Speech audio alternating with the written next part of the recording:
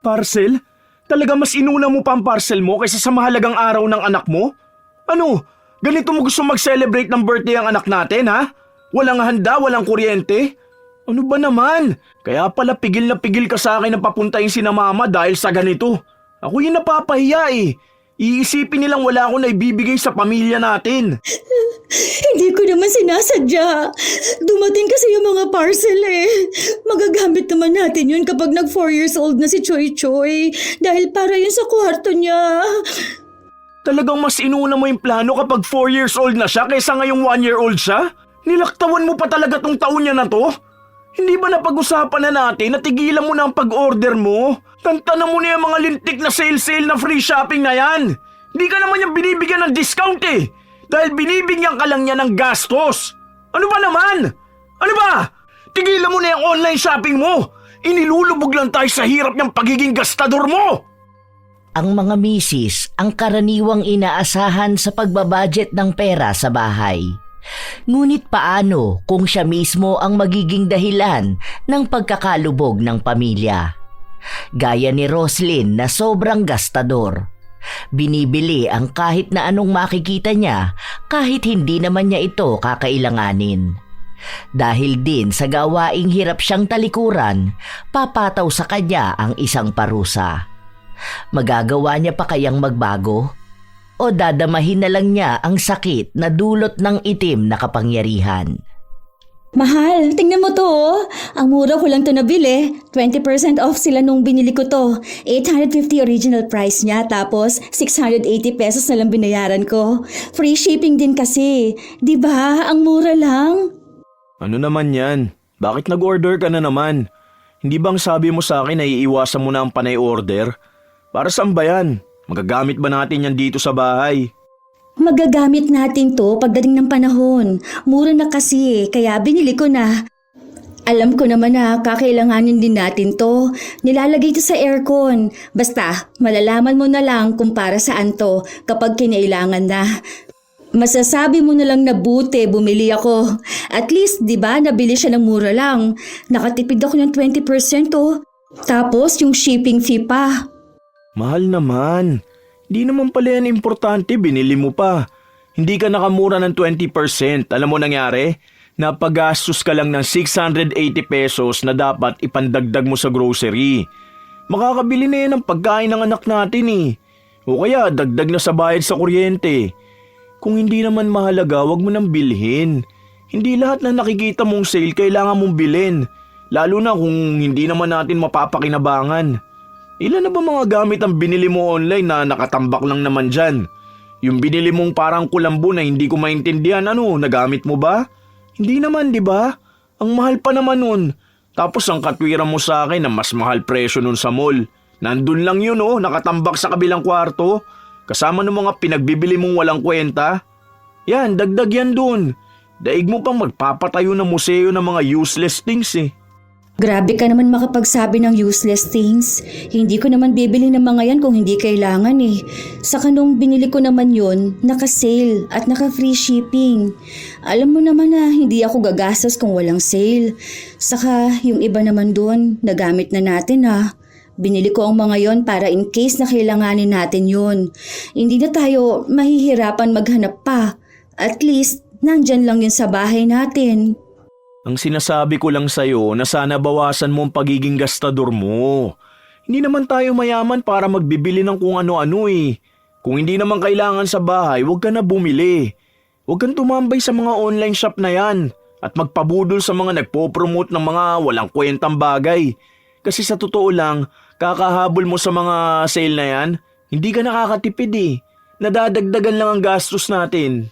Parang sinasabi mo sa akin na huwag na akong maging masaya. Hindi yan ang sinasabi ko. Ang gusto ko lang gawin mo, huwag mong sobrahan ng gastos. Wala pa tayong ipon, mahal. Malapit na mag-1 taon ng anak natin. Anong ipangahanda natin, di ba? Tapos itong bahay, hindi pa to tapos bayaran. Naguhulog pa rin ako monthly. Hindi ko sinabi na huwag kang maging masaya. Ang gusto ko maging responsable ka sa paghawak ng pera natin. Kasi hindi natin alam kung hanggang kailan ako sa trabaho ko na to eh. Kung hanggang kailan ako magkakaroon ng pera pantustos sa lahat. Intindi mo naman ako, mahal. Sa hirap ng buhay ngayon, kailangan nating magtipid. Okay, sige. Hindi na lang ako bibili. Total, nagagalit ka naman sa akin eh. Pinapakita ko lang naman yung nabili ko na magagamit din natin. At kung paano ako naging wais sa pagbili ng mga gamit at pag-aabang ng sale. Hindi ko naman binibili kapag wala akong nakikitang sale. Lahat naman kinagagalitan mo, di ba? Okay, sige. Hindi na. Nagpatuloy si Roslyn na mag-inarte kahit pa ilang beses na siyang kinakausap ng kanyang asawa tungkol sa kanilang pagtitipid. Sa susunod na buwan kasi ay sasapit ang kaarawan ng kanilang anak at ang gusto ni Romeo ay magkaroon sila ng salo-salo dahil sakto na uuwi rin ang nakatatanda niyang kapatid galing sa ibang bansa. Nais niyang imbitahan ang mga yon. Napag-usapan na nila ng asawa ang tungkol sa handaan at nakakapagbigay siya ng dagdag na pera para sa magagamit nila. Malaki ang sinasahod ni Romeo kumpara sa mga normal na manggagawa dahil sa mataas din ang posisyon niya. At lahat ng pera niya ay hawak ng kanyang asawa. Wala naman siyang problema kung ang pera na hawak niya ay pamasahe niya lang papasok sa trabaho dahil pinaghahandaan naman siya ni Roslyn. Maalaga sa kanilang pamilya ang asawa. Mabait din ito. Ngunit ang isang katangian na hindi naaalis ni Roslyn ay ang pagiging magastos niya. Kahit na anong pigil ng asawa sa kanya, palaging nangangati ang kanyang kamay para bumili ng kung ano-anong hindi naman nila nagagamit sa pang-araw-araw na buhay.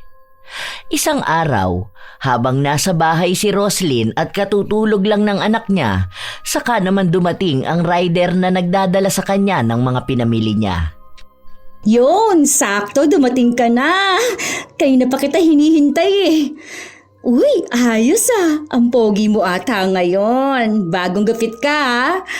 Oh, baka hindi ko lang napansin kasi ngayon mo lang ulit hinubad ang helmet mo. Magkano nga ulit yan? Wait lang ha. Eto. Sa'yo na sukli. Tip ko na yan. Gusto mo ba ng tubig o juice? Mukhang pawis na pawis ka kasi. Ang init pa naman sa kalsada. Kawawa ka naman. Sandali ha. Kukuha ako.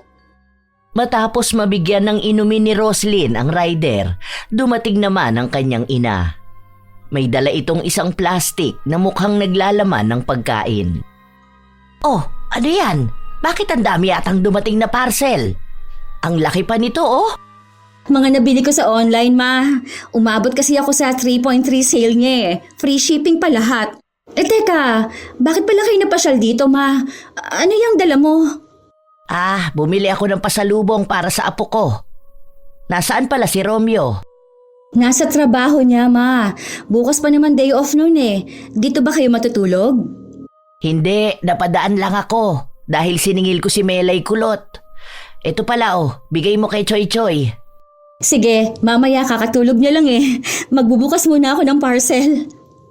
Nakatingin lang ang ina ni Roslyn sa kanya habang binibitbit niya ang mga parcel na dumating. Inisa-isang buksan nito ang pinamili niya at doon napansin ng kanyang ina na walang kwenta ang mga yun. Ano ba naman yung mga pinagkakagastusan mo, Roslyn? Akala ko pa naman mga gamit dito sa bahay nyo. O kaya mga gamit para sa birthday ng anak mo. Tingnan mo nga, headband na may daga. Ano ba yan? Para kanino naman yan? Ang cute kaya. Nakita ko to sa TikTok, ma. Tingnan mo. Diba kakaiba siya? Naloloka naman ako sa'yo, Roslyn. Ano bang akala mo sa sarili mo, batang paslet? Kahit nga bata, hindi magsusuot ng ganyang headband. Tapos, ano pa itong isa? Electric wine opener? Talaga ba, Roslyn?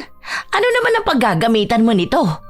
Baka akala mo mayamang ka na umiinom palagi ng wine. Pwede naman gamitin yan sa soft drinks, ma.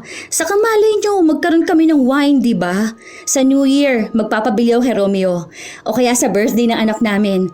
Kasi nasabi niya, uuwi yung kapatid niyang galing abroad. Malay mo, magbigay yun ng wine o kaya magdala rito, di ba? Tapos maghahanap sila ng pambukas doon. Makikita nila tong electric wine opener namin. Magagamit naman yan. Kung hindi man sa ngayon, edi sa future.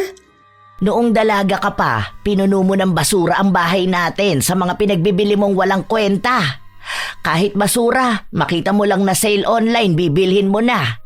Tapos hanggang ngayon, dala mo pa rin ang ganyan mong ugali. May anak ka na, may pamilya ka na. Hindi ikaw ang nagpapakahirap sa pera, kaya ganyan ka. Maawa ka naman sa asawa mong nagkakandakuba na maibigay lang ang pangangailangan ng pamilya nyo. May anak ka na, Roslyn. May mga binili naman ako para sa kanya eh. Ito ngang glow in the dark na medyas. Diyos ko po, anong gagawin ng anak mo sa medyas na yan? Malamang ma, ipasusuot ko sa kanya sa birthday niya. Saka kapag nag-aaral na siya, pwede niya itong magamit. Yung mga binibili ko, mukha lang kasi itong walang kwenta sa ngayon. Pero kapag dumating na yung araw na kakailanganin na, dun lang makikita yung halaga. Ang hilig mong bumili ng mga bagay na balang araw masisira lang din naman. Tingnan mo ang mga gamit mo nun sa bahay, di ba? Sabi mo magagamit mo sa future. O nasa na ngayon?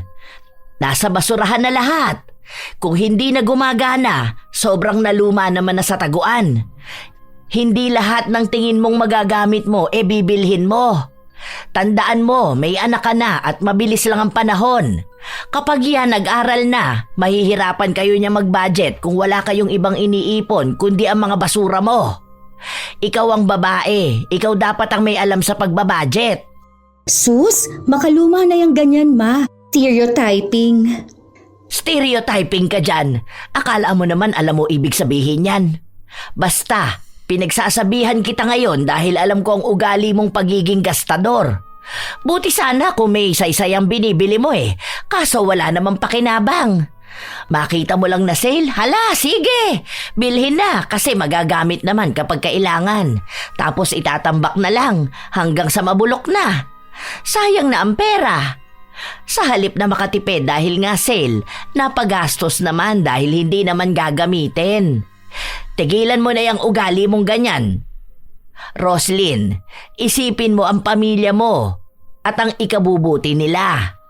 Para naman talaga sa ikabubuti nila tong binibili ko eh. Tingnan mo tong mga to Magagamit to ng anak ko kapag nasa high school na siya. Ay nako, ako ang nai-stress sa sobrang advance mo mag-isip. Mag-iisang taon pa lang ang anak mo, bumili ka na ng gamit niya pang high school. Hindi ba ang sabi ninyo sa akin na planuhin ko ang future niya? Ibang pagpaplano sa future ang sinasabi ko. Kumbaga, kung paano kayo mag-savings para kapag tumuntong na sa kolehiyo ang anak nyo, makakapasok siya sa maayos na universidad. Kung bibili ka ng gamit na tingin mong malaking tulong sa hinaharap, sana gold ang binili mo. Buti pa yon, tataas ang value. Pwede nyo pang maging emergency fund. Ay ang mga gastos mo, hindi mo naman yan maibebenta ng mas mahal kapag dumating ang araw. Ngayon pa lang, mababa na ang value niyan at basura na yan sa future. Kahit pang emergency fund, hindi mo yan magagamit. Dahil sino bang gustong bumili ng walang kwentang bagay, ha? Maliban sa'yo. Si mama naman Kasiyahan na nga lang din to ng tao. Kasiyahan yan sa mga nagbebenta dahil may nabubudol silang tanga na kagaya mo. Hay! Nai-stress ako sa'yo.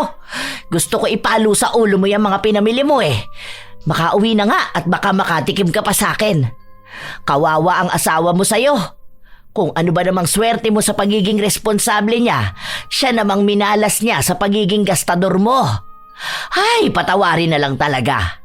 Tumataas ang presyon ko sa'yo. Agad na ring umalis ang ina ni Roslyn at wala siyang ibang naging pakialam maliban sa patuloy na pagbubukas ng mga pinamili niya. Bago umuwi ang asawa niya, itinago niya ang mga yon sa kabilang kwarto. Wala siyang ibang iniwan na ebidensya na maaaring magpakita na may mga binili na naman siya. Ang sabi niya kasi sa kanyang asawa, hindi na ulit siya gagastos kung hindi naman nila kailangan. Nang kinagabihan noon ay nagluto na rin siya ng pagkain nila para kapag uwi ng asawa niya ay nakahain na ang lahat. Sa paglipas ng mga araw, patuloy pa rin na may dumarating na parcel si Roslyn at naitatago niya yon sa kanyang asawa.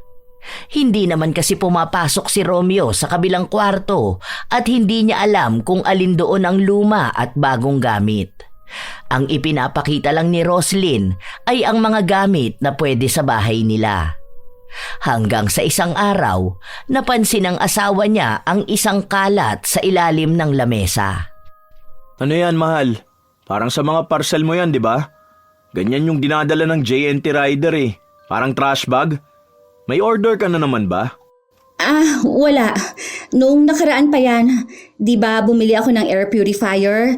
Hindi ko pala nalinis agad. Ano lang yan? Mga punit-punit lang yan doon sa balot. Bukas pa ako maglilinis. Gagamitin ko na yung vacuum. May binili ka bang vacuum? Ang sabi mo nung nakaraan, nasira na yun ah. Oo, di ba? Nagpaalam ako sa'yo nung sahod mo na bibili ako para mas madali ako makapaglinis.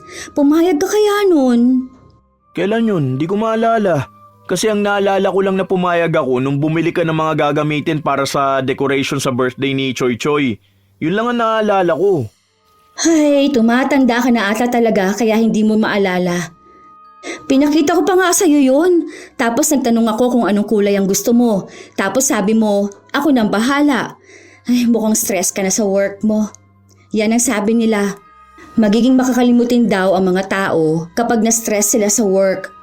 Ay, okay ka lang ba, mahal? Oo nga. Baka hindi ko lang matandaan. Dami ko kasing iniisip nito mga nakaraan eh. Dumagdag pa kasi yung problema namin dun sa dati naming accountant. Ang dami kasing nawawalang budget. Tapos may bali-balita pa na siya yung nag-receive ng 300k na payment. Kaya siguro biglaan ang pagre-resign niya. Nagtakas na pala ng pera. Ay, ang laki naman pala ng naitakas niya. Buti ikaw, hindi mo naisipan yun ano? Hindi ko naman yun gagawin. Ano ba naman ang 300k sa panahon ngayon? Sa mahal ng bilihin, ang bilis lang niya maubos, no? Oo nga, sa bagay tama ka naman. Ilang parcel lang yan, ubos na ang 300k niya. Lalo na kung kasing gastos mo yun.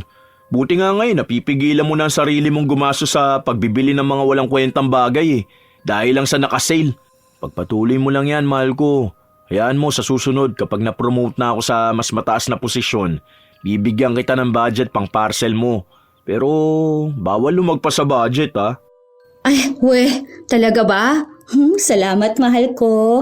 Kaya love na love kita eh. Halika nga, imasahe kita. May binili akong pang-massage dyan. Bumili ka? Matagal na yun, hindi ko lang nilalabas. Mahusay na naitago ni Roslyn ang kanyang pagiging magastos dahil napaniwala niya ang asawa niyang hindi na nga siya naglalabas ng pera. Pero ang totoo, maya't maya ang dating ng parcel niya, pero dahil kakilala niya ang rider, napapakiusapan niya ito na huwag dadalhin sa bahay nila kapag naroon ang kanyang asawa. Madali naman silang kausap, lalo pat malaki rin naman ang lagay. Ilang araw pa ang lumipas, palapit na ng palapit ang kaarawan ng kanilang anak. Ang dami nilang plano. Simple lang naman ang handaan at sila-silang pamilya lang ang pupunta roon, kaya hindi na nila kailangan na maghanda ng sobra-sobra. At ang plano nila ay ang ina ni Roslyn ang magluluto dahil masarap itong maghanda ng pagkain. Pumayag din naman si Dolores dahil apo niya naman ang magdiriwang ng kaarawan. Isang araw, may kumatok sa bahay nila at ang akala ni Roslyn ay ang rider na magdadala ng kanyang parcel. Disconnection letter para sa kuryente? Hala, oo nga, nakalimutan ko na tong bayaran. Naku po, paano kaya to? Pwede naman po sigurong 1 buwan lang muna ang bayaran ko, ano? Para hindi kami maputulan. May baby kasi kami eh. Sinabi lang sa kanya na bayaran na lang niya bago dumating ang araw na nakasulat dahil kung hindi ay baka maputulan na nga sila ng kuryente. Hindi pwedeng ipaalam ni Roslyn na nakatanggap siya ng ganito dahil magagalit ang kanyang asawa at itatanong sa kanya kung saan niya dinala ang perang ibinibigay sa kanya. Malalaman kasi ng kanyang asawa na nagastos na niya ang pera na dapat ay ipambabayad sa kuryente. Kasabay din ng araw na yon ay naputulan sila ng tubig. Ano bang uunahin ko? Kung magbabayad ako ng kuryente at tubig, kukulangin ang pera ko. May parating pa naman akong parcel. out for delivery na yun eh. Mamaya lang darating na yun eh. Ano bang dapat kong unahin? Kaso putulan tubig ngayon. Mas mura naman yun. Kung sa kuryente naman, aabot pa yun sa sahod ni Romeo. Pwede na yun. Ito na lang munang tubig para may pambayad ako sa parcel. Inilihim ni Roslyn ang problemang yon sa kanyang asawa. Hindi rin naman nakarating kay Romeo dahil masyado na siyang maraming problema sa trabaho para isipin pa kung anong nangyayari sa bahay nila. Buong sahod naman niya ang hawak ng kanyang asawa kaya kampante siya na nababayaran lahat ng bills at nakakabili ng pagkain nila. Isang linggo bago ang kaarawan ng kanilang anak, nagpunta si Dolores sa bahay nila para itanong kung kailan babalak ni Roslyn na magbigay ng perang pambili ng panghanda. Pinag-uusapan namin ni Romeo ngayon na baka mag-order na lang ng pagkain. Kasi naisip niya rin na baka mapagod ka. Nahihiya rin naman kami, ma. Bakit kayo mahihiya? Apo ko naman yon. Kahit na mapagod pa ako sa pagluluto. Mamaya makapag-order kayo dun pa sa hindi masarap magluto. Naaalala mo yung pinagbilhan natin ng pagkain noon? Hindi ba muntik pang mapanis ang pansit? Meron na akong nakausap. Doon nag-order ng pagkain sina Ate Rina nung New Year. Masarap naman daw. Tapos, sakto, gumagawa rin ng cake ang mga yon. Sigurado ka dyan, ha? Oo naman, ma. O kung gusto nyo, pwede naman kayo ang magluto. Pero abonuhan nyo na lang muna. Aba, ay saan naman ako kukuha ng pera, Aber? Utang ka muna kay kuya. Sige na. Bakit naman uutang pa sa kuya mo? Kung tingin mong kukulangin yung pagkain sa order nyo, bakit hindi na lang kasi magluto? Mas mahal ata ang magagastos doon kesa bumili ng sariling Ricardo. Kung ako ang bibili sa palengke, pwede akong tumawad doon sa mga kakilala ko. Wala lang. Naisip ko lang. Marami kasing pera si kuya, di ba? Baka naman pwede niya ako mapautang para may panghanda si Choy Choy. Pamangkin naman niya yun eh. Ang sabi niya nga sa akin magpapadala siya ng laruan eh. Pero nung sinabi ko na perahin na lang, ayaw naman niya. Alam mo naman na kuripot ang kuya mo pagdating sa pera. Magpapadala yon kung gusto niya, pero madalas damit o laruan para sa anak mo. At anong pinagsasasabi mo dyan na para sa handa? Hindi ba may itinabi naman kayong pera? Nako, wag mong sabihin sa akin, Roslyn, na nagastos mo ang ipanghahanda sana ng anak mo. Ano? Nagastos mo ba? Hindi naman sa ganon, ma. Kasi Kasi ano? Kasi may parcel ka na naman parating. Talagang uunahin mo pa ang gastos sa parcel na yan kaysa sa handa ng anak mo? Ano na lang ang sasabihin ng mga kamag-anak ni Romeo? Anak naman, ilang beses na kitang kinausap tungkol dyan sa mga walang kwentang gastos mo, hindi ba? Alam na ba ni Romeo yan? Hindi nga, ma. Huwag mo na lang sabihin sa kanya. Gagawan ko na lang ng paraan to. Tulungan mo na lang akong umutang kay kuya. Babayaran ko naman yun eh. Malapit na kasi ang sahod ni Romeo. Kaso, mauuna yung birthday ng anak namin eh. Hindi pwede ang ginagawa mo. Dapat lahat ng nangyayari sa bahay na to, alam ng asawa mo. Hindi yung nagpapakahirap siya sa trabaho para mabigyan man lang ng maganda at maayos na handa ang anak nyo. Tapos, ikaw, ginastos mo lahat sa mga walang kwentang gamit. Grabe ka naman, ma. May kwenta naman yun ah. Tingnan mo nga. Bumili ako ng bagong display dito sa bahay. Tapos mga gamit sa kusina. May kwenta na pala sa'yo yung mga ganyan? Sige ka, yung mga display na yan, mangangata nyo ba yan sa birthday ng anak mo? Anong ihahanda mo sa mga bisita nyo? Yung mga aesthetic na platong walang laman, ha? Kasi doon napunta ang budget para sa birthday ni Choy Choy. Simpleng handaan lang naman, ma. Iutang mo na lang ako. Babayaran na lang kita. Ay nako, ayoko ng mga ganyang utang na yan. Malamang tatanungin ako ng kuya mo kung saan ko dadali ng pera. At kapag sinabi ko na sa'yo ko ipapahiram, magagalit yun. Dahil alam na niyang kinukonsinti kita sa gastos mo. At kapag sinabi ko naman na para sa birthday ng pamangkin niya, malamang tatawagan nun ng asawa mo. Wala rin. Malalaman din ni Romeo. Oh, paano mo ngayon ipapaliwanag sa asawa mo na pinambayad mo ng parcel mo yung pera? Aber, sige nga. Anong sasabihin mo, ha? Tapos madadamay pa ako na alam ko na pala ang ginagawa mo tapos kinakampihan pa kita. Tulungan mo naman ako, ma. Ako ang anak mo eh. Dapat lang nakakampi kita. Ay hindi, walang kampihan dito. Kung pwede nga lang na ako nang magsabi sa asawa mo nitong problema mo na to eh.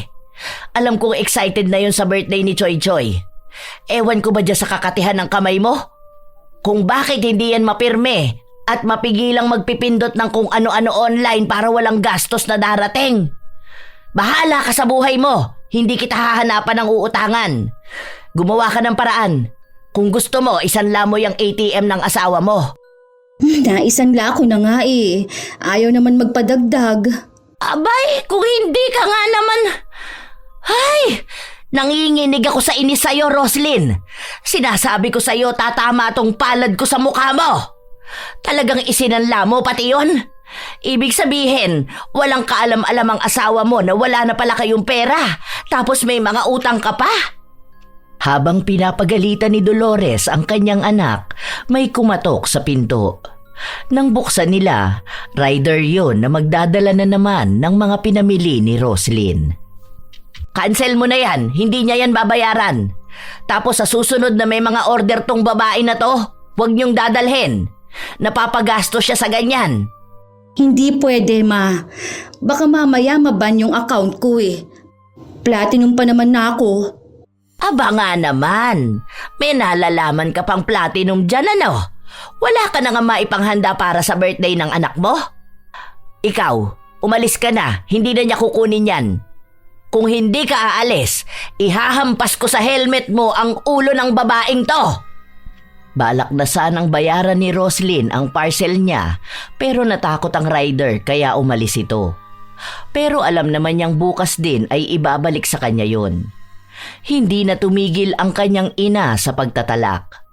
Wala itong pakialam kahit pasabihin sa kanya ni Roslyn na naririnig sila ng mga kapitbahay nila dahil kahit naman ang mga yon, alam ang halos araw-araw na pagdating sa kanya ng mga parcel. Nanatili si Dolores sa bahay ni na Roslyn hanggang sa sumapit ang gabi. Siya ang nag-aalaga sa kanyang apo at awang-awa siya rito dahil sa maaaring nakakalungkot na kaarawan nitong darating. Ilang sandali pa ay dumating na si Romeo.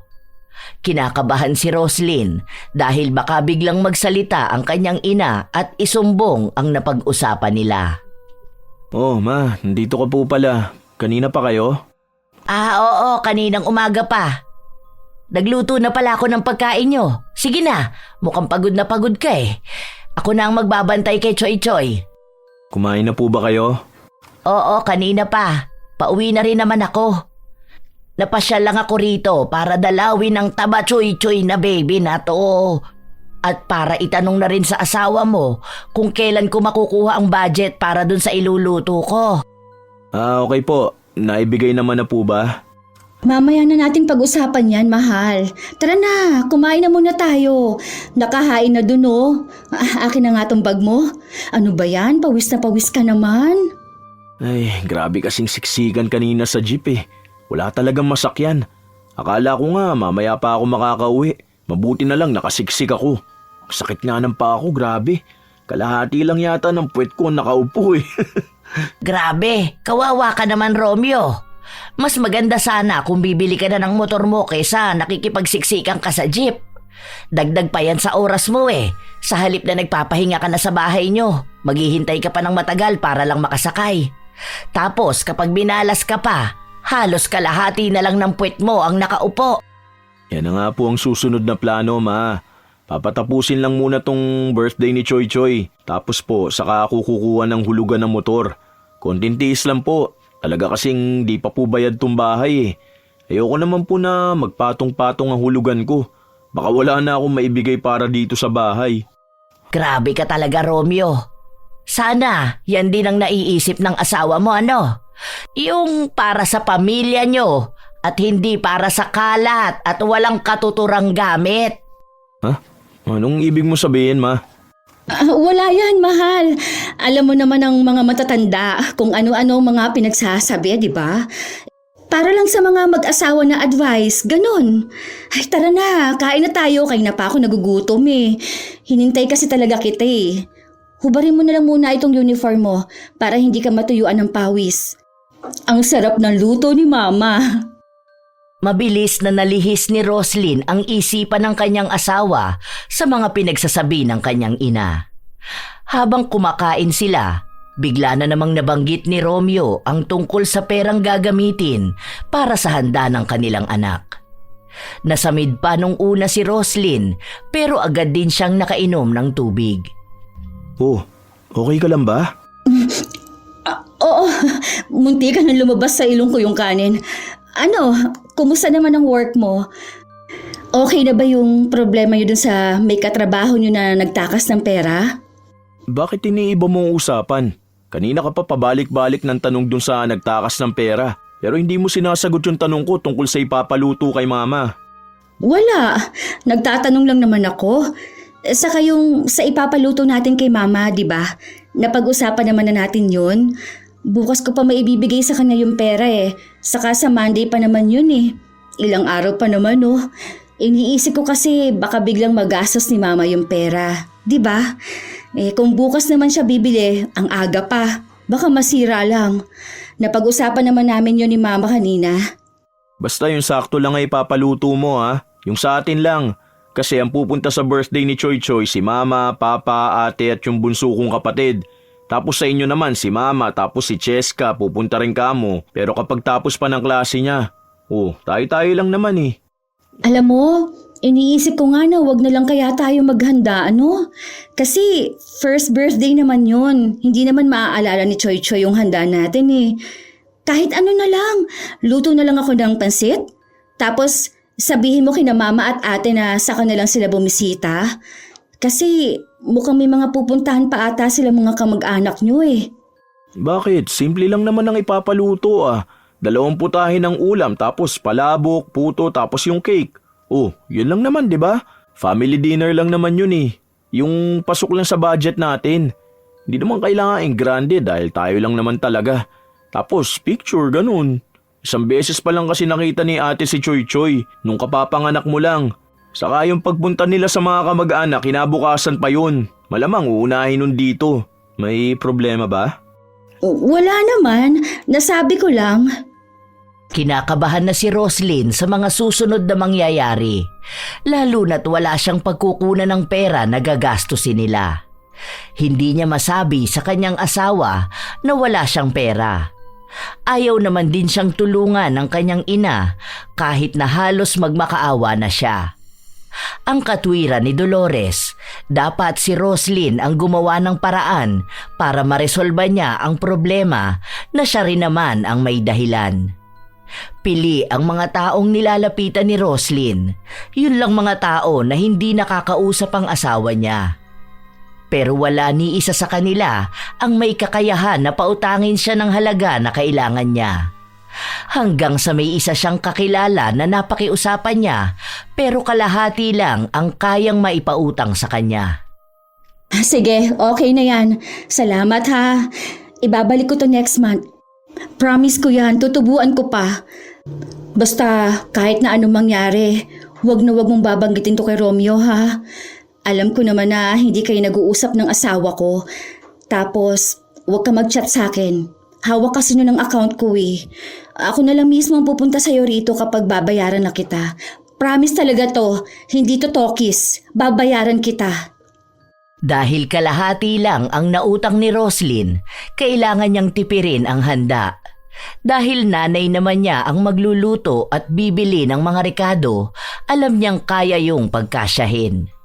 Pero hindi muna ibinigay ni Roslyn ang pera dahil nagbabaka sakali siya na may mahanap pa siyang ipandadagdag.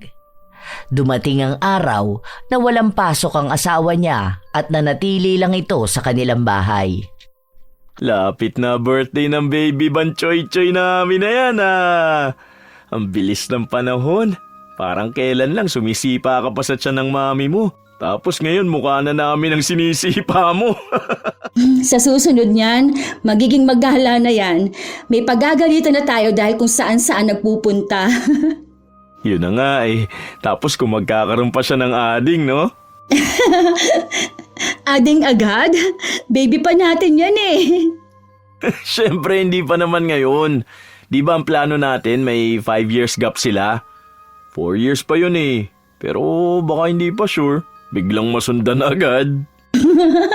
Ano ba? Huwag mo nga akong kilitiin.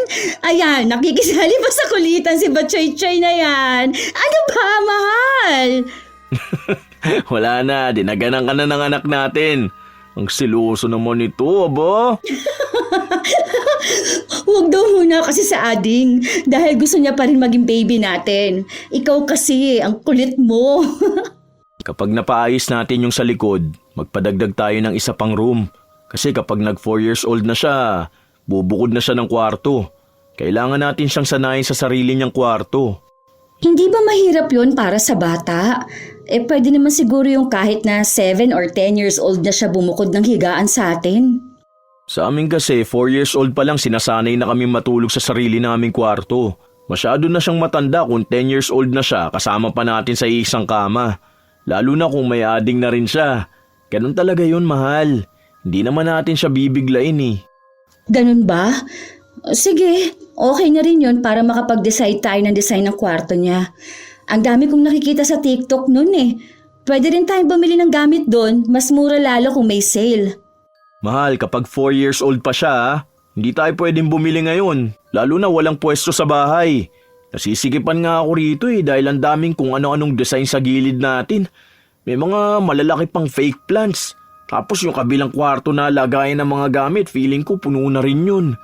Ipapaayos pa natin tong bahay kaya huwag ka na muna mag-order. Hindi yung narinig mo lang tong plano na ganito kapag nakakita ka na naman ng sale o may free shipping, bigla mo na naman bibilin. Tipid-tipid tayo ha? Kukuha din ako ng motor eh. Habang nag-uusap ang mag-asawa, may kumatok sa pinto nila. Si Roslyn ang nagbukas noon at may parcel siyang parating. Ibang rider ang naghatid sa kanya kaya hindi nun alam na kapag walang pasok si Romeo ay hindi siya pwedeng dalhan ng parcel. Kuya, balik ka bukas ha. Andito kasi ang asawa ko eh, hindi niya alam yan. Bigyan kitang malaking tip bukas, promise. Magpanggap ka na lang na hindi yan sa akin, okay? Si Bianca ba? Ay, doon yung bahay. Nakikita mo yung may kotse na kulay pula? Sa unahan noon may tindahan, tapos may green na gate. Doon nakatira yan. O kaya, itanong mo na lang kapag nasa tindahan ka na. Kilala naman nila yan. Sige na kuya, alis ka na. Bukas may balik yan mga tanghali, okay? Sumunod din naman ang rider sa utos niya. Matapos nun ay bumalik siya sa loob ng bahay kung saan naabutan niya ang asawa niya na nakikipaglaro pa rin sa kanilang anak. Ano raw yun? Wala. Nagtatanong lang kung saan ang bahay ni Bianca. Bagong rider din, hindi pa kabisado rito. Akala ko naman may parcel ka na naman. Hindi, wala Alam mo naman na hindi na ako bumibili, hindi ba? Pinapaalam ko muna sa'yo kapag may i-check out ako. Baka kasi mamaya magalit ka na naman sa akin. Wait lang, magluluto muna ako ng merienda natin. Napansin ko kanina na parang wala na tayong bigas. Hindi ka pa ba bumibili? Hindi pa. Kasya pa naman yan hanggang sa sahod mo. Saka na lang din ako mag-grocery kapag sahod mo na ulit. Minsan kasi hindi ko maharap, lalo na ang kulit ni Choy Choy. Nakakabili lang ako kapag pumupunta rito si Mama. Wala naman akong pasok ngayon, ako na mag-grocery. Ay hindi, wag! Wag na. Kasi nga day off mo ngayon, di ba? Dapat magpahinga ka. Deserve mo naman magpahinga, mahal. Alam ko ang stress na nararamdaman mo sa work mo. Ayoko naman na itong isang araw na to, magpapakapagod ka pa, hindi ba? Okay lang naman sa akin para matulungan din kita rito sa bahay. Alam ko na ang dami mo inaasikaso eh. Lalo na kulang talagang oras mo mag-alaga sa anak natin. Isa pa, nakalive ako sa Monday, di ba? 2 araw na lang naman, Monday na. Hindi naman din nakakapagod kung bibili ako ng bigas. Alam mo namang ayaw na ayaw ko yung nasisimut ang bigasan natin, di ba? Ang bigat kasi sa feeling kapag ganun. Sige na, okay lang. Ako na ang bibili. Kinumbinsi pa ni Roslyn ang asawa niya na wag na ngang bumili pero nagpumilit din si Romeo. Dahil wala nang pagpipilian pa si Roslyn, ibinigay niya ang pera na inutang niya para lang may maipambili sila ng bigas. Lalong dumagdag ang problema niya dahil 2 araw na lang ay kaarawan na ng kanilang anak. Iniisip niya kung saan na naman siya kukuha ng perang ipapanghanda. Ayaw niya pa ring aminin sa kanyang asawa ang nagawa niyang paglustay ng perang ibinibigay sa kanya dahil lang sa pagbili niya ng mga bagay na hindi naman nila kailangan. Alam niyang magagalit sa kanya si Romeo, lalo pa at nangako siya rito na hindi na siya gagastos pa sa mga walang kwentang bagay. May parcel pa siyang darating bukas at hindi pwedeng hindi niya kunin yon dahil para sa kanya ay mahalaga ang mga yon kahit na hindi niya alam kung kailan nga ba niya magagamit. Isang araw bago ang kaarawan ng kanilang anak, nagpunta siya sa bahay ng kanyang ina upang pakiusapan ulit ito tungkol sa pagpapahiram ng pera. Ma, sige na. Kahit kanino ka na lang umutang mo. Babayaran ko naman yun eh. Birthday na bukas ng apo mo. Wala talaga akong magagawa sa problema mong yan, Roslyn. Pinagsabihan na kita, di ba? Hindi ka naman kasi nakikinig sa akin. Kung sana matagal mo nang sinabi sa asawa mo ang problemang ito, edi sana hindi ka na nahihirapan ng ganito. Baka siya pa pwede pang makaisip ng paraan. Ang tigas kasi ng bungo mo eh. Ilang parcel na ang dumating sa'yo, tapos ayaw mo pa ring tigilan. Hanggang sa ayan, wala ka na talagang perang mailalabas at magagamit. Kung ako sa'yo, sabihin mo na yan sa asawa mo dahil baka bukas mag-expect siya na may handa si Choy Choy. Tapos ang maabutan lang nila sa bahay nyo ay bahaw na tinirikan ng tig-5 pisong kandila na gamit nyo kapag brown out. Hindi naman pwede yung ganun, ma. Magagalit sa akin yun eh. Lalo na uuwi yung ate niya. Tapos yung mama at papa niya pupunta pa sa bahay. Aba, mas maganda yata yun para malaman nila ang kalagayan nyo. Bahala ka na sa buhay mo. Hindi kita matutulungan. Maging masama na lang akong ina para sa'yo, pero kapag ganyang problema na ikaw ang may kagagawan, dapat lang na ikaw ang humarap niyan. Hindi pwede yung sa tuwing gagawa ka ng kalokohan sasaluhin kita. Matanda ka na, may pamilya ka na, kaya umakto ka bilang asawa, hindi bilang pabigat na gastador ng pamilya. Kahit naiyakan ni Roslyn ng ina, ayaw talaga siyang bigyan ng tulong. Palagi lang sinasabi sa kanya na sabihin na kay Romeo ang tunay na nangyayari. Dahil kung hindi niya raw kaya, ang kanyang ina na lang ang magsasabi. Pero ayaw ni Roslyn. Kaya wala na siyang ibang nagawa kundi ang tanggapin na mag-aaway sila ni Romeo kapag nalaman nitong wala na nga silang kapera-pera. Kinabukasan ay maagang nagising si Roslyn, hindi dahil sa kanyang aasikasuhin, kundi dahil sa problema na alam niyang mangyayari mamaya. Ang aga mo, mahal. Gising ka na pala. Oo, di ba susunduin ko sina mama? Okay ka lang ba? Masama ba ang pakiramdam mo? Oo eh. Parang ang bigat ng katawan ko ngayon. Nahihilo rin ako. Halika nga rito, umupo ka muna. Uminom ka na ba ng gamot? Baka kasi hindi ka na nagpapahinga eh. Sana kapag tulog si Choy Choy, sinasabayan mo. Hindi yung kilos ka ng kilos dito sa bahay. Kaya mo ba o gusto mong dali na muna kita sa ospital? Tawagan ko muna si Mama Dolores para ipakuha si Choy Choy. Hindi na. Okay lang ako.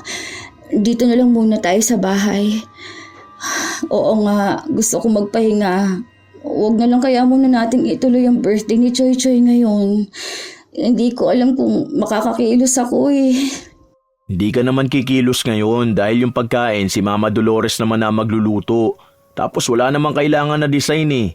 Wala namang ibang bisita tapos mamayang gabi pa makakarating sina ate. Iniisip ko kasi na baka hindi ko sila maasikaso at di ko sila maharap, di ba? Ano ka ba? Bakit iisipin mo ang pag-aasikaso sa kanila? Hindi ka naman kasambahay, mahal. Kakain lang tayo. Kung ano ang nasa lamesa, yun ang kakainin natin, di ba? Nakahain na yun eh. Sasandukin na lang nila yun. Magpahinga ka na lang muna. Inom kang gamot pagkatapos mo mag-almusal, ha? Sandali lang, magluluto muna ako. Ang akin lang kasi, nakakahiya naman sa kanila, di ba? Minsan na nga lang sila dumalaw sa atin. Huwag kang mahiya, maiintindihan nila kung hindi mo sila masyadong mahaharap. At di nila kailangan asikasuhin. Alam nilang may anak tayo at mahirap talaga mag-alaga ng bata. Sige na, huwag ka na magpaka-stress dyan. Ayos lang yan. Dahil mairaraos natin ang birthday ni Choy Choy. Mukhang magkakatotoo ang pagpapanggap ni Roslyn na may lagnat siya. Hindi na siya makapagsalita at hindi niya makuha ang tamang pagkakataon para sabihin sa asawa na wala naman talagang handa ang anak nila. Nanatili sa loob ng kwarto si Roslyn habang iniisip kung anong gagawin niyang palusot mamaya. Mabilis umandar ang oras kaya pabilis din ng pabilis ang kaba sa kanyang dibdib. Hanggang sa sumapit ang hapon, napansin niyang nagbibihis na ang kanyang asawa. Katatapos lang din itong paliguan ng kanilang anak at isinuot sa bata ang bagong damit nito. Aalis na muna ako, mahal. Puntahan ko lang sina mama sa hotel nila, ha? Kaya mo na ba muna rito kay baby? Oh, sure ka na ba? Oo, iniintay na nila ako eh. Nag-chat na rin ako kay Mama Dolores. Sinabi ko na dali nila yung food bago mag 6 p.m. para makakain na tayo. Babalik din kasi ng hotel sina Mama bandang 9 p.m. kasi pagod sila sa biyahe. Kung sabihin mo kaya na magpahinga na muna sila, huwag na muna sila magpunta. Sayang naman yung pinahandaan natin, di ba? Yung sakik, anong oras ba dadalhin yun? Baka mahuli pa yun, ha? Tawagan mo na at sabihin mo i-deliver na nila ngayon. Sige na, alis na ako. Wala na talagang kawala si Roslyn. Hindi na niya nasabi sa kanyang asawa na wala na silang hihintaying handa. Habang hindi mapakali si Roslyn sa kanyang problema, sumabay pa na naputulan sila ng kuryente. Ang akala niya noong una, simpleng pagkawala lang ng kuryente ang nangyari. Pero nang mapansin niyang meron namang ilaw sa kabilang bahay, nagtaka na siya at naabutan niya ang mga nagpuputol ng kuryente. Sige na po, kahit bukas nyo lang kami putulan. Birthday ng anak ko ngayon, oh. Alam nga namang wala kaming kuryente, di ba? Maawa naman po kayo. Kahit na anong pakiusap ni Roslyn, hindi siya pinakinggan. Dahil ang sabi sa kanya ay alam naman niya na magkakaputulan na ng araw na yon, sana raw ay nagbayad na siya. Nagpatong-patong na ang problema niya. Hindi na niya alam kung anong dapat gawin. Dahil dumidilim na, ang ibig sabihin ay parating na rin ang asawa niya kasama ang pamilya nito. At ang maaabutan nila ay walang kuryente at walang handa. Nagsindi si Roslyn ng kandila para magsilbing liwanag nila.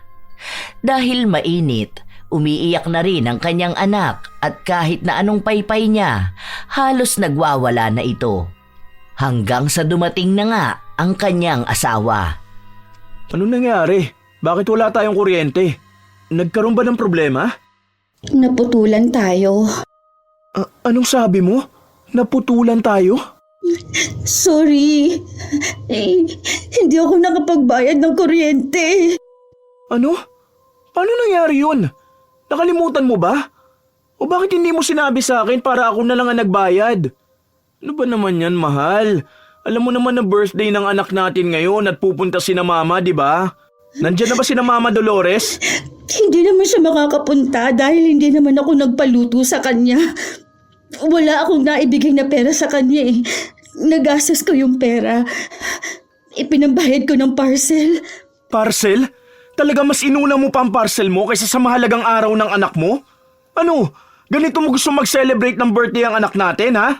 Walang handa, walang kuryente? Ano ba naman? Kaya pala pigil na pigil ka sa akin na papuntahin sina Mama dahil sa ganito. Ako yung napapahiya eh. Iisipin nilang wala akong naibibigay sa pamilya natin. Hindi ko naman sinasadya. Dumating kasi yung mga parcel eh. Magagamit naman natin yun kapag nag 4 years old na si Choy Choy. Dahil para yun sa kwarto niya. Talagang mas inuna mo yung plano kapag 4 years old na siya kaysa ngayong 1 year old siya? Nilaktawan mo pa talaga tong taon niya na to? Hindi ba napag-usapan na natin na tigilan mo na ang pag-order mo? Tantanan mo na yung mga lintik na sale na free shopping na yan. Hindi ka naman yung binibigyan ng discount eh. Dahil binibigyan ka lang niya ng gastos. Ano ba naman? Ano ba? Tigilan mo na yung online shopping mo. Inilulubog lang tayo sa hirap ng pagiging gastador mo. Hindi na napigilan ni Roslyn na maiyak dahil yun na lang naman ang kaya niyang gawin. Kahit naman anong sabihin niya, magagalit pa rin naman ang kanyang asawa. Inawat na lang si Romeo ng kanyang ate at sinabi na wala na rin namang magagawa ang galit at away nila. Nangyari naman na raw na magastos ang pera at pwede nilang pag-usapan yon ng silang dalawa lang. Gusto pa rin ang ate ni Romeo na ituloy ang kaarawan ni Choy Choy at siya na lang ang sasagot nun. Dahil walang kuryente sa bahay nila, doon muna sila sa hotel magpapalipas ng gabi. Naaawa rin kasi sila sa bata na hindi makakatulog sa mainit at malamok na gabi. Nagpunta rin si Dolores sa hotel, bit-bit ang niluto niyang pansit. Tumawag kasi sa kanya ang kanyang balae at sinabi na sumunod na lang siya roon. Mabuti na lang, mabait ang pamilya ng asawa mo, ano? Kasi kung ako yan, nako, sinampal na kita. Kung sana kasi tinulungan mo akong makautang.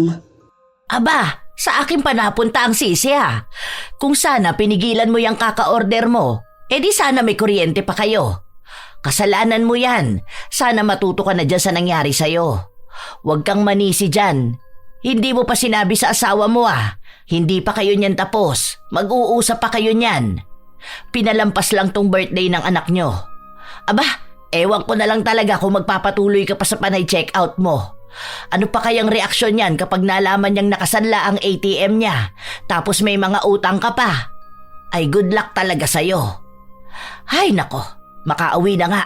Baka wala na akong masakyan na jeep eh. Inilapag ko pala dun yung regalo namin para kay Choy Choy ha. Magagamit niya yun ngayon. Hindi na kailangang hintayin na mag 4 years old siya. Kinabukasan, maaga ring bumalik sa bahay nila ang mag-asawa. Dahil wala silang pera para maipakabit ang kuryente, nag-abot ang ate ni Romeo. Ayaw niya pang tanggapin yun nung una dahil nahihiya siya. Hindi sila sinanay ng mga magulang nilang umaasa sa kapatid, pero dahil kailangan nila ng tulong, kaya kinuha niya rin yun.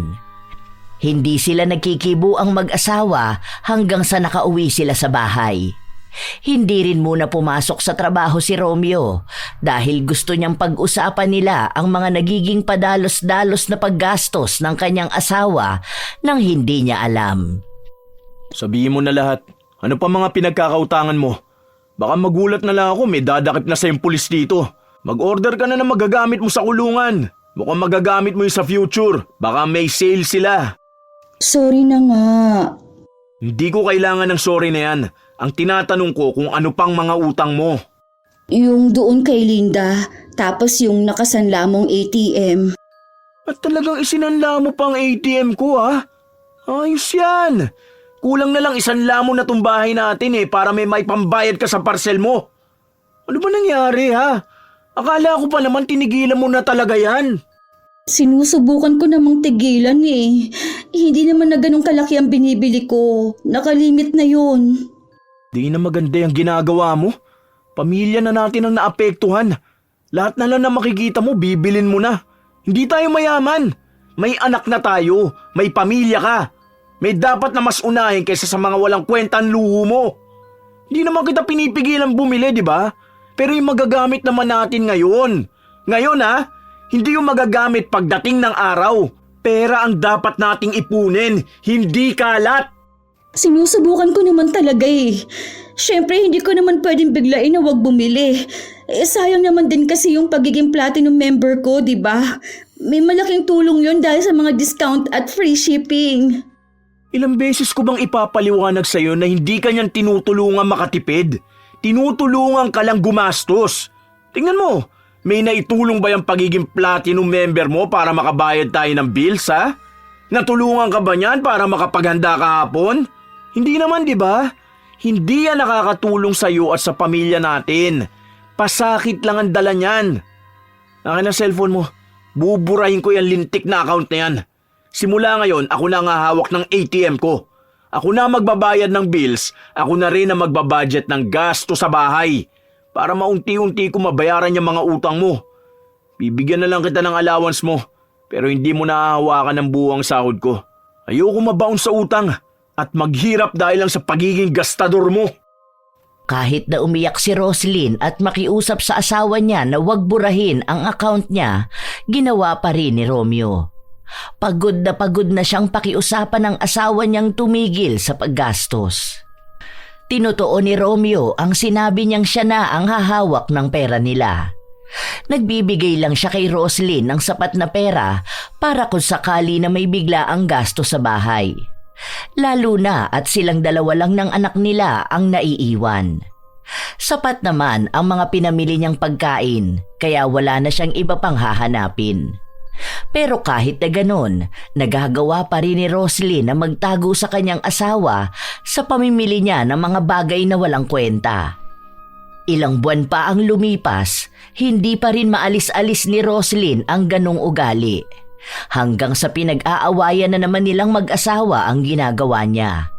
Pati ang kanyang ina, mangilang beses na siyang pinagsabihan pero tila ba walang ibang pinakikinggan si Roslyn kundi ang kagustuhan niyang gumastos.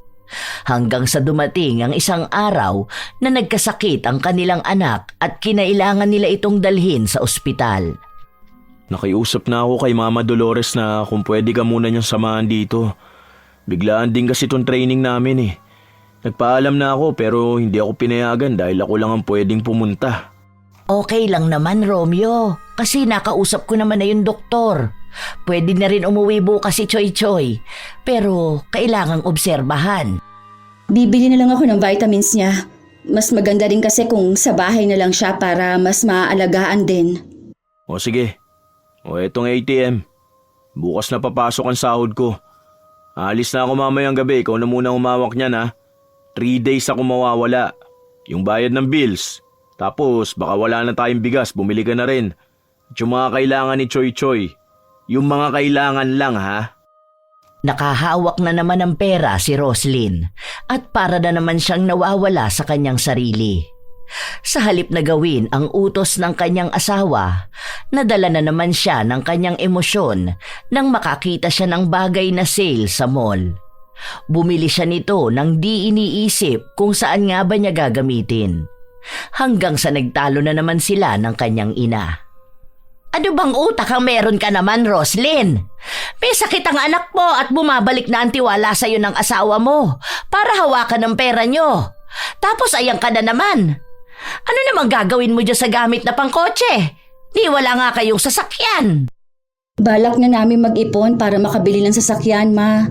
Tingnan mo, ang cute nito. Ilalagay ito sa likod para kung uupo doon si Choy Choy. Ay, ewan ko sa'yo. Bahala ka na dyan sa buhay mo. Pagod na akong pagsabihan ka.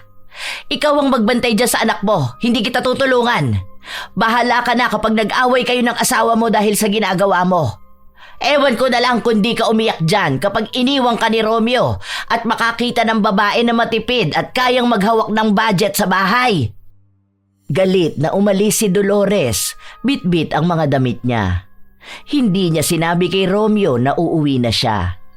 Ayaw rin kasi ni Dolores na makaapekto ang problema na yon sa ginagawang trabaho ni Romeo, lalo pat naghihintay ito ng pagtaas ng kanyang ranggo sa trabaho. Ilang araw pa ang lumipas, araw-araw nang nagtatalo ang mag-asawa dahil sa patuloy na gastos na ginagawa ni Roslyn. Dumarating din sa punto na gusto nang makipaghiwalay ni Romeo pero iniisip niya ang kalagayan ng kanilang anak. Kaya pinipilit niya pa rin na magbago ang kanyang asawa kahit hindi niya sigurado kung darating pa ba ang araw na mangyayari yon. Hanggang sa isang araw, nagising na lang si Roslyn na ang daming butlig sa kanyang kamay. Baka naman allergy yan. Ano bang kinain mo? Nangangati ba yan? Tingnan mo, namumula pa. Oo, sobrang kati niya. Wala naman akong ibang kinain. Maliban doon sa ulam natin na tamban, di ba? Baka nga dahil doon. Uminom ka ng cetirizine. Ang kati sobra. Hindi ko mapigilang kamutin. Baka naman may kumagat dyan. Huwag mong kamutin, baka magsugat yan. O ito, uminom ka muna ng gamot. Tignan natin kung gagaling yan. Kapag hindi na, magpunta na sa ospital para ipatingin. Walang nagbago sa nararamdaman ni Roslyn. Sa halip na gumaling ito, mas lalo pang lumala hanggang sa hindi na siya makahawak pa dahil nangangati ito at natatakot din si Romeo na baka mahawa pa ang anak nila. Dahil hindi naman pwedeng si Romeo ang mag-aalaga sa anak nila, pinakiusapan na naman niya ang biyenan niyang bantayan si Choy Choy at kung pwede na doon na lang muna siya sa bahay nila manatili. Dahil wala silang ibang maaasahan kundi siya lang. Sa halip daw na magbayad sila sa kukuning yaya, kay Dolores na lang sila magbabayad. Hindi naman tumanggi si Dolores. 1 buwan na ang lumipas. Kahit na anong gamot ang ipahid nila, walang epekto ito kay Roslyn. Pakakainin ko muna ang anak mo tapos kumain ka na rin ha. Ay, nagsabi pala si Romeo na late siyang makakauwi ngayon dahil may inaasikaso raw siya sa opisina nila. Ma, tingin ka nga sa online kung may mabibili doon na mga pamahid para sa ganito. Ang lala na kasi nitong nasa kamay ko. Hindi na rin ako makahawak masyado ng cellphone. Dali na, ma. Tapos kapag maganda yung review, order mo ko. Aba, talagang hindi mo gustong tigilan ng pagiging gastador mo, no? Alam mong dapat na gawin? Huwag lang yung mga butlig sa kamay mo ang gamutin mo. Huwag yung pangangati na dulot niya ng problemahin mo. Alam mo ang mas malala na problema mo? Ang pagiging makati ng kamay mo sa pagbili ng mga walang kwentang bagay. Baka kaya ka nagkakaganyan dahil kailangan mong bigyan ng leksyon. Subukan mong isipin ang ibang bagay sa buhay mo. Huwag kang magpakakulong sa gastos. Sana malaman mo na may iba pang mas masayang bagay kaysa sa pagbubukas ng parcel. Matagal na ring hindi nakakagastos si Roslyn sa mga pagbili niya ng mga walang katuturang gamit.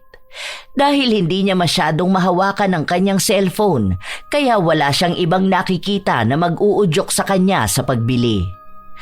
Habang tumatagal, pakiramdam niya ay lumulungkot din ang buhay niya. Yon ang pinakamahabang panahon na hindi siya nakagastos.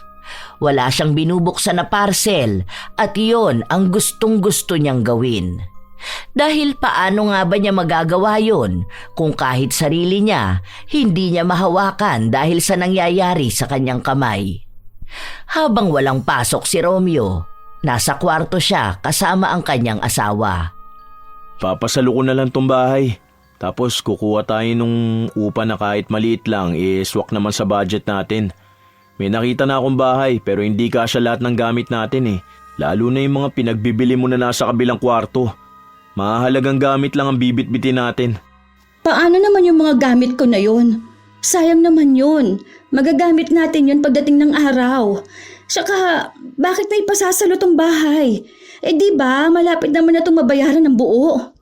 Hindi nakakayanin kung babayaran pa natin to kasi may nakausap na akong doktor na pwedeng tumingin dyan sa kamay mo. Mukha kasi seryosong sakit na yan. Malaking halaga yung magagamit.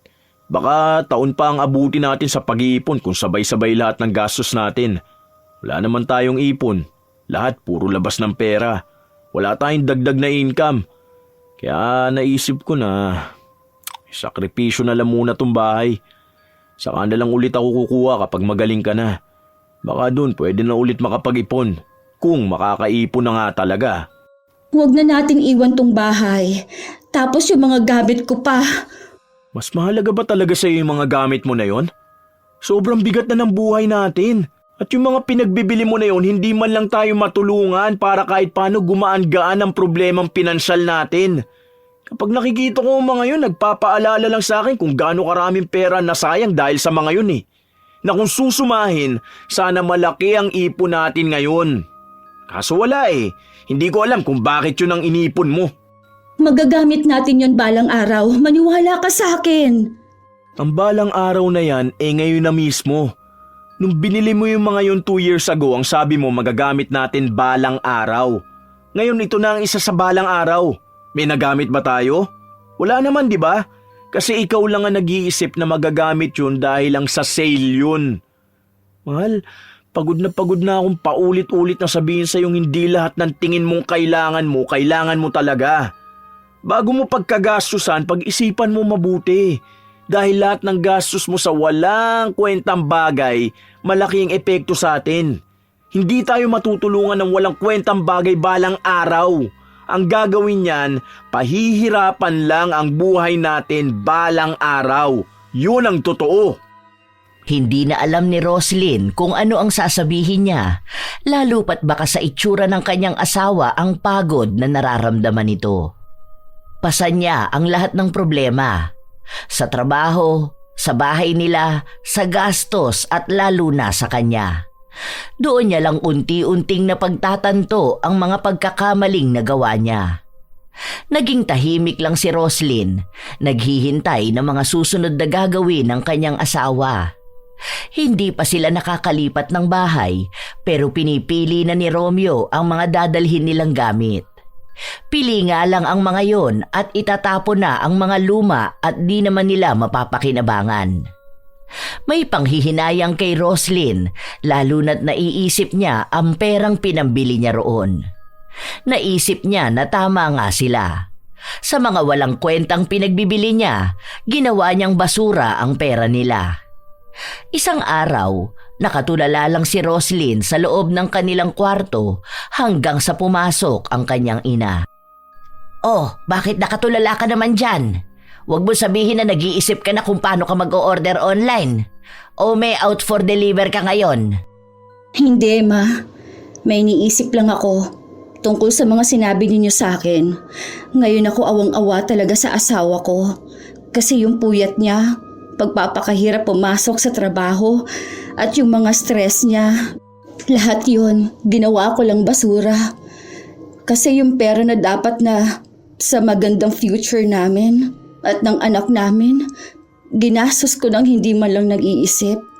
At bakit naman bigla mo yang naisip, ha?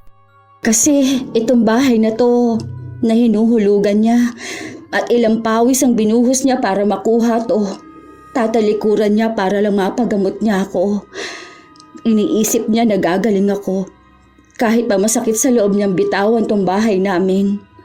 Tapos ako, wala akong ibang inisip kundi kung paano ko itatago sa kanya ang mga parcel ko. Ang problema ko lang kapag nauubusan ako ng voucher para makakuha ng free shipping. Ang asawa ko, pinoproblema kung paano niya kami mabibigyan ng komportableng buhay. Ako naman ang may dahilan ng problema niya dahil dito sa nangyari sa kamay ko. Alam kong hirap na siya sa trabaho niya. Tapos uuwi siya sa bahay na nahihirapan din sa sitwasyon ko. Wala man lang akong naitulong sa kanya. Puro sama na lang ng loob ang bitbit ko. Puro na lang problema. Mabuti naman at alam mo na ang maling nagawa mo. Alam mo anak, ang swerte mo sa asawa mo. Kasi hindi lahat ng babae makakakilala ng kagaya ni Romeo. Tapos ang ginagawa mo lang, sinasagad mo yung pagmamahal niya sa'yo. Awang-awa rin ako sa kanya dahil ilang beses na siyang umiyak sa akin. Dahil hindi na niya alam ang gagawin sa'yo. Kung paano niya kakausapin na tulungan mo naman siyang mag-ipon o kumilos para sa kinabukasan ninyo. Hindi kanya pinapagtrabaho dahil gusto niyang maalagaan mo ang anak niyo. Pero hindi naman ibig sabihin nun hindi mo na siya tutulungan para sa pinansyal niyo. Tandaan mo, ikaw ang misis niya. Ikaw ang may hawak ng pera niya. Huwag kang maging dahilan ng pagbagsak niyo. Ang pagbagsak ng pangarap ng asawa mo. Alam ko, Ma. Ngayon naiintindihan ko na ang sinasabi niyo. Alam ko na kung ano ang dapat kong gawin. Kung ano ang dapat kong unahin. Diba? Hindi mo naman ikamamatay kung wala kang parcel. Mas ikamamatay mo pa kung wala kang ipon. Nang kinagabihan nun at umuwi na si Romeo, todo ang paghingi ng tawad ni Roslyn. Inamin niya lahat ng pagkakamali niya at ipinangako niya na hindi na talaga niya uulitin ang pagiging gastador niya. Palagi niyang pag-iisipan ng higit sa 2 beses kung kailangan ba niya ang bagay na yon bago bilhin. kung magagamit nga ba nila o hindi. Magiging wais na rin siya para matulungan ang asawa na makapag-ipon at makapagpundar ng tunay na gamit na kakailanganin nila sa kanilang pang-araw-araw na buhay. Nang gabi rin na yon, kinausap ni Dolores si Romeo. Hindi na po talaga kaya, ma. Nakausap ko na rin yung sasalo ng bahay. Hinihintay na lang niya yung approval ng loan niya. Ayoko rin naman pong makita na nagkakaganyan ng asawa ko. Kasi paano niya maaalagaan ang anak namin? At paano siya makakakilos na maayos? Basta, wag mo na munang isuko ang bahay, ha? Tutulungan ko kayo para gumaling si Roslyn. Sayang itong bahay nyo, lalo na't ang daming alaala dito. Ipangako mo sa akin, ha? Hindi ko po maintindihan ang ibig niyo sabihin pero sige po, tatry ko. Kaya yun nasabi ni Dolores ay dahil nais niyang ipaalis ang mahinang kulam na pinagawa niya para kay Roslyn. Gusto niyang iiwas ang kanyang anak sa pagiging magastos nito, kaya ang ginawa niya ay nakiusap siya sa isang mangkukulam na gumawa ng ritual para mapatigil ang kanyang anak. Wala siyang intensyon na pahirapan ng sobra. Gusto niya lang na matuto si Roslyn sa mga mali niyang ginagawa sa pagiging magastos. At nangyari na nga yun. Inilihim ni Dolores sa kahit kanino ang ginagawa niya hanggang sa unti-unti na ring gumagaling ang kamay ni Roslyn. Idinadahilan na lang niya ang kung ano-anong erbal na pinapakuluan niya para ibabad ang kamay ng kanyang anak. Hanggang sa tuluyang gumaling na nga ang mga kamay ni Roslyn. At malaki ang pasasalamat nila dahil hindi na nila kailangang bitawan ng bahay. Tinupad din ni Roslyn ang pangako niya na hindi na siya gagastos. Naging mas responsable na siyang asawa at ina. Hindi na niya hinahayaan na may makaligtaan siyang bayarin. Bumibili na rin siya ng pangangailangan sa bahay nila at tinitipid niya lahat para may maitabi sila. Minsan, kapag nakakakita siya ng mga paninda online, hindi na niya pinapansin ang mga yon. Ayaw na niyang maulit ang minsang pagkakamali na nagawa niya. Bumibili pa rin naman siya, lalo na kung kailangan nila sa bahay at para sa kanilang anak. Lalo na ang mga laruan na may kinalaman sa pagtuturo din sa bata. Doon na pagtanto ni Roslyn na kaya naman pala talaga niyang baliwalain ang mga bagay na hindi niya kailangan kahit na gaano pa kalaki ang sale at maibabawas sa presyo. Dahil tama ang sinabi ng kanyang asawa. Sa halip na makatipid siya ay napagastos lang siya. Gumaan ang buhay nila dahil sa pagtigil niya sa paggastos. Nakapundar sila ng motor na magagamit ni Romeo papasok sa trabaho at sa paglipas ng taon, nagpaayos na rin sila ng bahay nila at nakagawa ng bukod na kwarto para sa anak nila. O diba, ang ganda ng design ng kwarto ni Kuya Choy Choy. Galing talaga ni Mami mag-design. Anong kuya? O bakit? Magiging kuya naman na siya, di ba? Ano ba, mahal? Nakikiliti ako. Ay, ang kulit naman. Teka lang, may tao sa labas. May tumatawag sa atin, oy. May parcel ka na naman yata. Tignan mo nga raw. Ha? Wala akong parcel, ha? Hindi naman ako nag-order ngayon. Kanino po? Sa akin? Ay, hindi. Wala akong order, kuya. Magkano po ba yan? Bayad na? Ha? Ano naman kaya to? Wala akong hinihintay, ha? Ang last na order ko, yung sa bedsheet ni Choy Choy. Buksan mo kaya yan, no? Ha? Wow! Ano to? Set ng jewelry? Sa'yo galing to? Ikaw ang nag-order nito? Ikaw ha? Nahihilig ka na rin ba sa online shopping? Regalo ko yan sa'yo. Happy anniversary, mahal ko. Parang tanga to. Umayos ka nga dyan. Kakainis ka. 30% off yan. Pero ang love ko para sa'yo, 100%. Sus! Nanguuto ka pa ha? Salamat, mahal ko. Kakainis ka? Pinapakilig mo pa ako? Marunong ka na mag-order ng ganito, ha? Mabuti na lang hindi ito COD kasi wala akong ipapambayad. Aawayin na lang kita. Masaya ang mag-asawa habang patuloy na tinutokso ni Romeo ang kanyang misis tungkol sa mga dati nitong ginagawa na pag-order. Dahil sa pagtigil ni Roslyn sa pagbili ng mga bagay na hindi nila kailangan, hindi lang sa pinansyal sila nakaluwag-luwag, kundi pati na rin ang buhay nila ay naging maayos ang takbo. Walang mga kalat sa bahay nila. Hindi katulad noon na kung saan-saan na lang niya inilalapag ang mga gamit na pinagbibili niya. Maraming natutunan si Roslyn sa mga nangyari sa kanyang buhay. Marahil, kung hindi pa siya nakaranas ng sakit, hindi niya matitigil ang isang klase ng adiksyon sa paggastos. Na kahit walang-wala na sila, ay kailangan pa rin niyang maglabas ng pera. Minsan talaga, mahirap iwasan ang pagtanggi sa tukso, lalo na kung maraming nakikita at napapanood sa iba't ibang platform na naghihikayat na bilhin ang isang bagay kahit na hindi mo alam kung para saan ba. Ang alam mo lang, nawiwili ka sa mga napapanood mo hanggang sa hindi mo na maawat ang sarili mo na gumastos. Marami ang nakakaranas nito ngayon, lalo pat iba-iba na ang paraan para makahikayat. Ang nakakalungkot na parte ay ang pag-aakala na malaki ang natitipid mo sa pagbili ng bagay na yon, na ang katotohanan naman pala ay napapagastos ka lang talaga. May iba na hirap pigilan at may iba naman na sinusubukan ng talikuran ang ganong gawain.